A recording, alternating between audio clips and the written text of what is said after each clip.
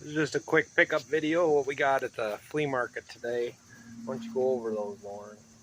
We got just Caveman Games. I've never played it. It's probably not that good, but it was $5, so I got it. We'll play it later. Defender 2, which I've actually been wanting for a while. I heard it was pretty decent. Yeah. There's some random Super Nintendo role-playing game. $5, I picked it up.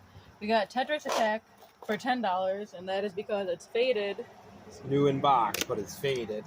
Not And new. then, well, not sorry. Yeah, in box. The cartridge looks like garbage. Is pretty cruddy. But for $10, I'll take it. I can always get a new cartridge. Yeah, we'll play it later. And then we got 2 sports games, 2 for $5.